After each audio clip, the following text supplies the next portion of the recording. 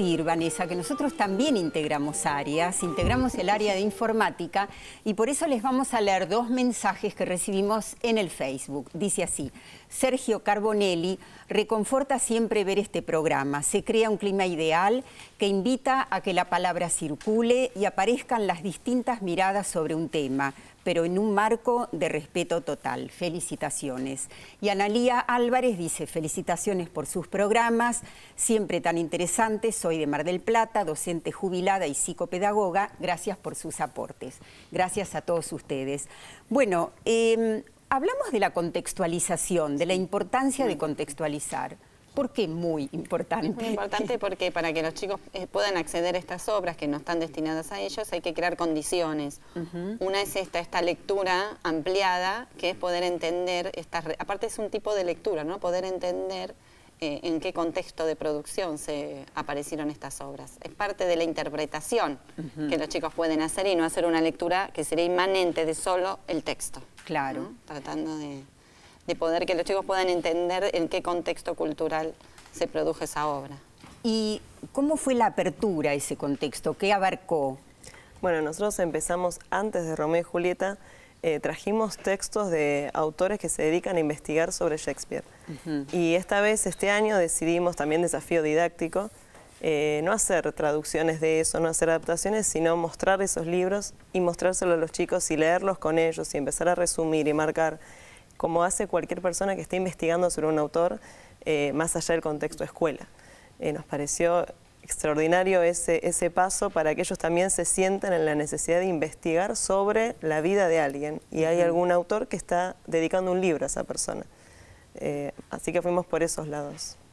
Bueno, parte de esa contextualización, podríamos decir llamativamente, tuvo que ver con matemática, sí, con el área de matemática. Y Marianela Renzi nos cuenta cómo fue.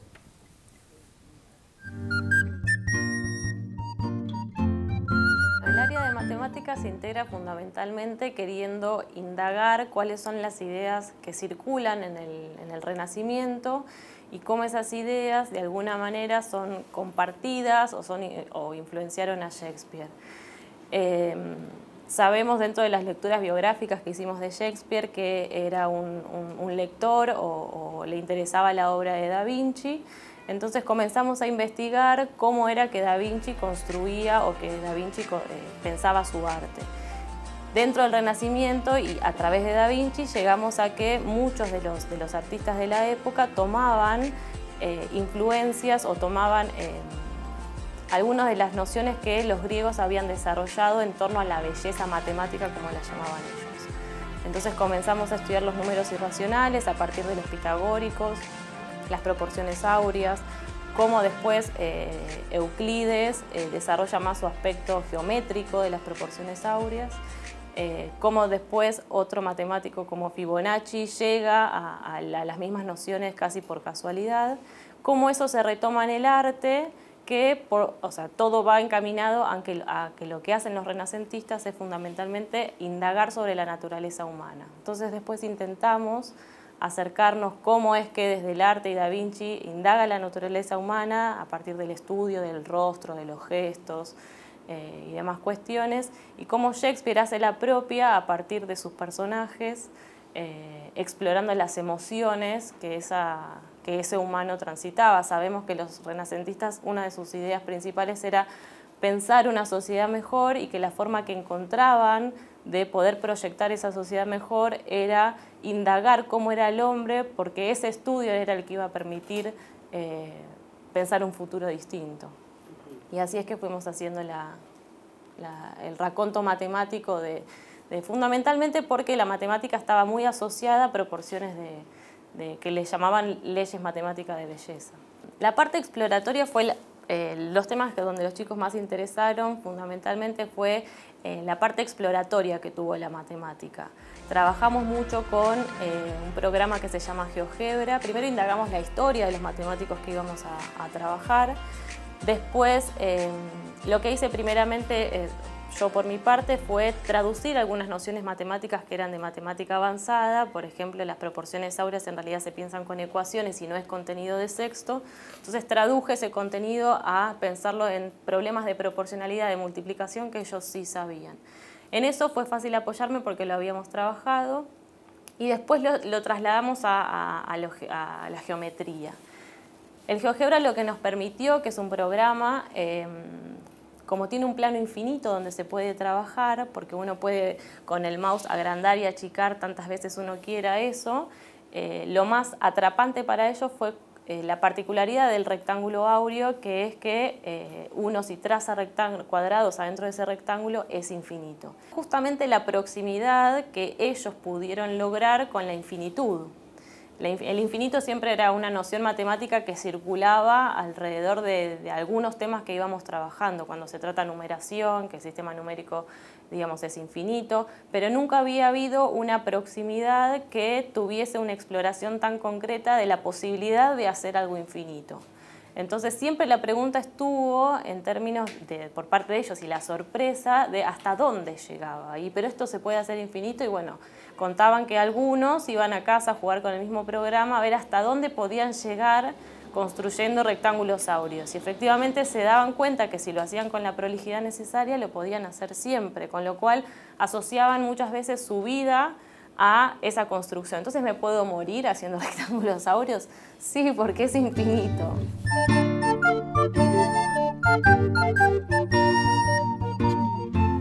Bueno, a ver, integración de áreas y contextualización, ¿no?, de la época de una obra van juntas. Seguramente ahora nos vas a contar, Jimena, en el caso de Cervantes la contextualización pasaba por otro lado. En el caso de Shakespeare tenía una riqueza especial acercar todo lo que fue la era isabelina, ¿no es cierto? Sí. Por todo lo que aportó en el arte, en el teatro. Sí, de hecho ellos comparan el teatro de la actualidad. Nosotros empezamos a investigar cómo eran los teatros isabelinos, desde la arquitectura, la forma en que, bueno, no había micrófonos, no había luces, las obras duraban 2, 3 horas. Ellos se quedaban también fascinados por estas historias de obras casi interminables y también poder acceder en línea a ver el Teatro Globo, la reproducción en la actualidad en Londres. Algunos alumnos tuvieron la suerte de ir a conocerlo. Y también traer esto, cómo poder ver museos o lugares que existen en la realidad y uno desde la distancia no puede.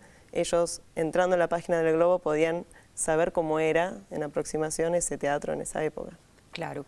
Y desde el trabajo que hacen ustedes en la ciudad, en relación a Cervantes, ¿cómo se plantea contextualizar la época?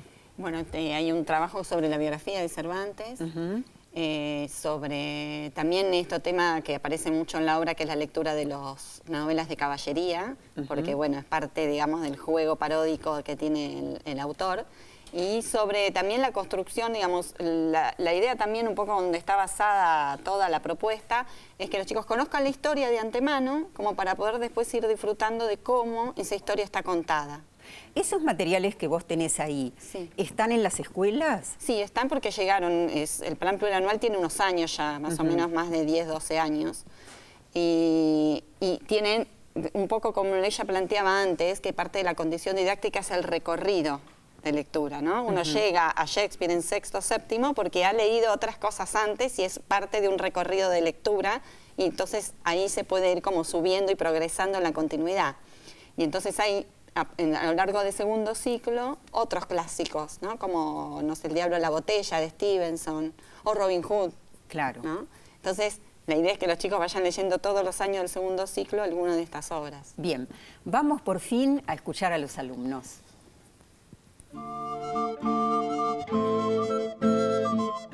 ¿Conocían algo de Shakespeare? Yo vine hace un año a este colegio. Me impresionó, me encantó este colegio, pero antes de venir me iba enterando de a poco, aprendiendo un poco más de Romeo y Julieta, y cuando llegué a sexto aprendí bastante sobre esto, pero no estaba muy enterado de Shakespeare. Yo sabía que era Shakespeare porque, bueno, varios sabemos que es Shakespeare, pero sabía un poco de la historia de Romeo y Julieta, pero nunca me imaginé que me iba a poder meter tanto en la historia y eso. ¿Y qué fue para cada uno lo que más le impactó de lo que aprendió? La historia, su vida fue muy interesante. Bueno, la historia de Romeo y Julieta es impactante. La historia de amor es, o sea, él no conocía el amor verdadero y cuando lo conoció no pudo dejarlo. ¿Y algo más ibas a decir? Que su historia, hubo un tiempo que me pareció muy raro que no sepan de él, pero más que todo era impactante él. A mí me gustó mucho la historia, me parece que la historia de Shakespeare es muy buena para la época. Nosotros nos impactamos con la época porque nosotros vivimos en el 2000 y esto era en el 1400, 1500, mucho tiempo atrás, y sin embargo lo entendimos, nos metimos en los personajes, pudimos actuarlo, que está muy bien porque nos pudimos meter mucho en la historia y me parece que está muy bueno que podamos saber sobre estas cosas a esta edad. Y específicamente vos, ¿qué hiciste para esta muestra? Yo hice un juego, como es una trivia, incluyendo los dos temas principales de la muestra, que eran el Renacimiento y las ideas de Shakespeare. Y hice una trivia en la que se pueden encontrar varias preguntas con sus respuestas. Iba buscando en la web, iba viendo qué era lo que podía encontrar. Algunas cosas ya las sabía por mis maestras, se las tenía que ir preguntando, pero las otras cosas las hice en la web y estuvo muy bueno. ¿Y libros? Leímos Romeo y Julieta, Macbeth, Hamlet, una comedia que era La Tempestad, y eran impresionantes. Primero no sabíamos nada de esos libros, pero nos encantó. Eran muy lindos los comentarios de... O sea, yo cuando lo terminamos de leer fui a ver los comentarios en internet a ver si había comentarios, a ver si alguien no sabía algo, a ver si se podía responder, pero nada, todos entendieron muy bien el libro. Eso fue lo lindo de los libros, que se pueden entender fácil. ¿Y había opiniones distintas entre ustedes? Sí, cada uno pensaba algo diferente hasta llegar al final, porque no se sabía nada. También estuvimos debatiendo quién quería ser Romeo en las obras, en los libros, pero cuando pudimos llegar, a algunos no les gustó, pero cuando empezamos a ensayar la obra nos encantó nuestro personaje a cada uno. Bueno, muchas gracias. No, querías decir algo más. Que bueno, que con respecto a los personajes y eso, es como, no sé, cada personaje tenía una personalidad y nosotros debatíamos. Capaz a alguno le parecía malo o algo así, pero cada uno tenía su opinión, porque cada uno tiene un punto de vista diferente. Y bueno, eso. Bueno, uno hizo la trivia, otro dice que fue impresionante, que no se imaginaba. En el próximo bloque, más voces de los chicos.